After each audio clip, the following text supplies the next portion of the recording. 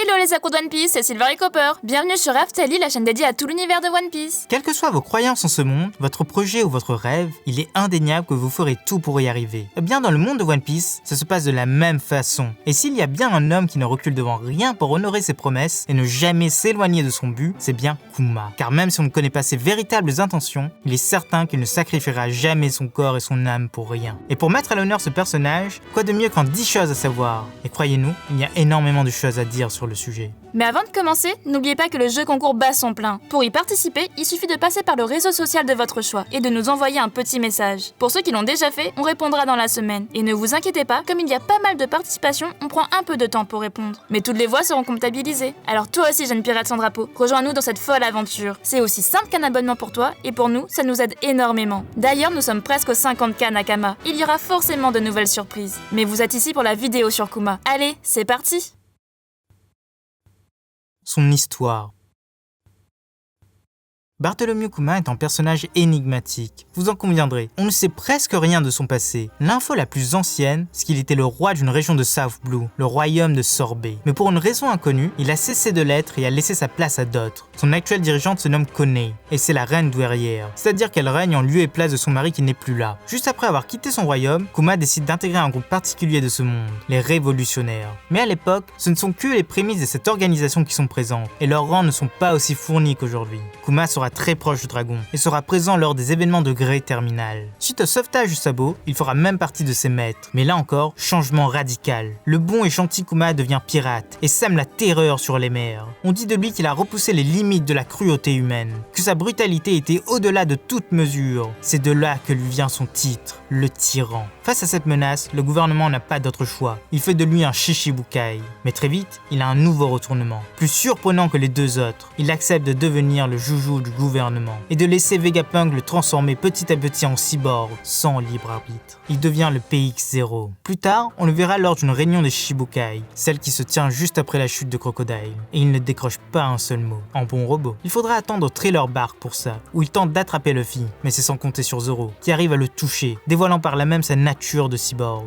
Mais ça ne suffit pas, et il propose un deal à Zoro. Grâce à son fruit du démon, il extrait toutes les douleurs du jeune homme au chapeau de paille. Si l'épéiste résiste à ça, il s'en ira. Zoro s'exécute, et ça, vous ne l'avez pas oublié. Après ces événements, le tyran ne tardera pas à revenir. Après l'incident de Sabaody, il intervient de justesse pour sauver l'équipage, dévoilant une nouvelle forme de son pouvoir, le transport longue distance. Par simple contact avec la paume de sa main, il envoie chaque Mugiwara dans un endroit où il pourra s'entraîner sereinement, mais fait passer ça pour une extermination. Lors de la Grande Guerre, il sera au premier rang avec les autres Shichibukai. Mais très vite, ses proches s'apercevront de son état. Il n'est plus qu'une coquille vide, obéissant aux ordres. Il attaque même Ivankov, son ancien allié révolutionnaire. Durant l'ellipse, il verra une chose très surprenante, mais qui lui vaudra une sentence pire que la mort. Il prendra soin du Sunny. Jour après jour, assaut après assaut, il défendra le navire. Et à l'arrivée de Franky, il lâchera uniquement un « mission accomplie » et s'en ira. Ce message d'un cyborg à un autre était vraiment très poignant. Malheureusement pour lui, les dragons célestes seront furieux en entendant ça, exigeront qu'il soit puni, mais aussi humilié. Il deviendra leur monture, ils le traiteront comme un moins que rien, le frappant à leur guise, lui plantant des sabres dans le corps, le réduisant à l'état de pantin. Et enfin, lors de la rêverie, les révolutionnaires en infiltration essaieront de le sortir de là, mais se heurteront aux deux amiraux présents, Fujitora et Ryukyu. L'issue de la bataille nous est toujours inconnue, mais ce qui est certain, c'est que cet homme a eu un rôle clé dans cet événement, et son avenir n'a jamais été aussi incertain. Un fruit du démon démentiel. Kuma est l'utilisateur du Nikyu Nikyu no Mi, à comprendre le fruit du coussinet. À première vue, il paye pas de mine, mais en fait, il est surpuissant. Sa consommation fait apparaître des coussinets sur les pommes de son possesseur, et il devient de ce fait capable de tout repousser. Mais vraiment tout. Ça va des attaques aux altérations physiques. Et les choses qu'il repousse peuvent atteindre la vitesse de la lumière. Sur Thriller Bark et face à Oz Junior, il repousse l'air et le compacte dans une sorte de bulle. Et lorsqu'elle se brise, la décompression dévaste tout sur son passage. C'est l'impact ours. Puis, il repousse la douleur de Luffy avant de la donner à Zoro. Sur Shabondi, il donne l'impression de se téléporter, mais en fait, il repousse l'air avec ses pieds, ce qui le propulse presque à la vitesse de la lumière. Ce fait prouve d'ailleurs qu'il a aussi des coussinets aux pieds. Et enfin, il repousse les Mugiwara et les envoie très loin sur Grand Line. Atterrissage en douceur garanti par Kuma Airline. Petite précision, même après être devenu un cyborg sans libre arbitre, il a gardé son fruit du démon. Mais bon, comme on l'a déjà vu, les objets inanimés peuvent aussi en manger. On espère grandement le revoir à l'œuvre très vite, car pour nous, ce fruit n'a pas encore livré tous ses secrets. Un CV bien rempli. Cela ne vous a pas échappé, mais ce personnage a un passé extraordinaire. Il est la seule personne connue à avoir enchaîné 5 titres très particuliers. Le roi d'un royaume, Sorbet, le titre de révolutionnaire auprès de dragons, membre de la piraterie sous le pseudonyme de tyran, puis le rang de Shichibukai, qu'il a toujours d'ailleurs, et enfin le titre d'esclave des dragons célestes, et ce en tant qu'arme humaine, PX0. Mais cette fois-ci, ça ressemble plus à une déchéance. Et son état actuel nous met tous en rage. Un Shichibukai particulier.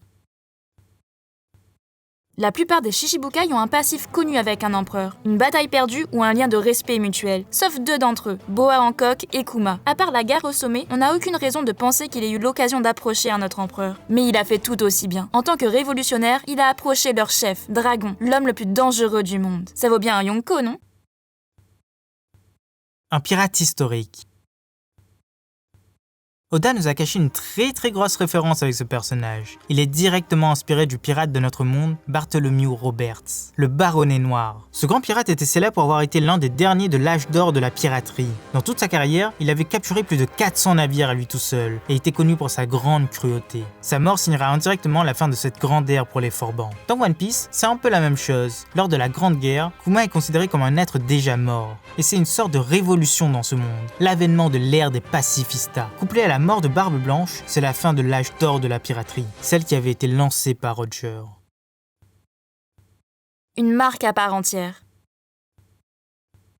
Dans le monde de One Piece, il y a pas mal de marques qui sortent du lot. Oda les a créées et elles sont assez récurrentes. La première, c'est Doskoi Panda, dont voici le logo. Et la seconde, c'est Criminol, la marque de Papag, l'homme étoile de mer. Et bien étonnamment, ces marques utilisent souvent le visage de Kuma sur leurs vêtements. Il est devenu une égérie, et c'est le seul Shichibukai, et même le seul pirate qui ait cet honneur. À croire que la population l'aime bien, ce qui ne colle pas du tout avec son titre de tyran. Son surnom. Kuma est surnommé le tyran. C'est même son titre officiel en tant que Shichibukai. Il a obtenu grâce à des actes de cruauté inhumaine. En tout cas, c'est ce que dit Perona à Trailer Bark. Pourtant, il est la seule personne avec un titre si contradictoire. Il n'a littéralement jamais tué personne, et fait même tout pour aider les autres. Sabo dit lui-même que Kuma était un homme doux et souriant. Bonnet verse des larmes pour cet homme, et le cyborg va même jusqu'à sacrifier son corps pour protéger le Sunny durant 2 ans. Le plus étonnant, c'est qu'on a une image de lui enfant, et il a l'air d'être humble et simple, rien à voir avec un roi tyrannique. Pour nous, son surnom est bien trop paradoxal. Une grande première. Ça va sans doute vous étonner, mais Kuma est le tout premier cyborg croisé dans le manga, bien avant Franky. Mais à l'époque, on ne savait pas qu'il en était un. Il ne laisse rien paraître, même si Vegapunk a déjà commencé ses expérimentations sur lui. D'ailleurs, dans les premiers croquis, Oda a dévoilé qu'il pensait déjà en faire un cyborg. Il a même des airs de Terminator, le menton bien carré, les yeux rouges et l'envie de terminer sa mission. Un homme de religion. Pour la dernière référence de ce personnage, et oui, Oda s'est déchaîné pour lui, il s'agit d'une figure biblique. Barthélemy, un des apôtres de Jésus, qui se dit Bartholoméo en anglais. Cet apôtre fut écorché vif. C'est un peu comme Kuma, qui vit tout son corps changer, sauf son apparence extérieure, sa peau. De plus, vous le savez, il a toujours une Bible sur lui, et c'est le seul personnage à évoquer tel accessoire. Petite info en vrac. Et pour finir, vous serez heureux de savoir que son nom signifie ours en japonais. Mais on ne doute pas que vous le saviez déjà. Mais comme pour respecter ça, sa nourriture préférée est le saumon ainsi que le miel. Et petit bonus, à l'origine, Kuma aurait dû ressembler à ça. Ce n'était pas Shiki qui devait avoir le gouvernail dans la tête, mais bien le cyborg. Voilà, c'est déjà la fin de cette vidéo. On espère que ça vous a plu et n'hésitez pas à participer au concours. Pour ça, il suffit d'envoyer un message sur le réseau social de votre choix. C'était Silver et Copper pour After Lille. À bientôt les accros de One Piece.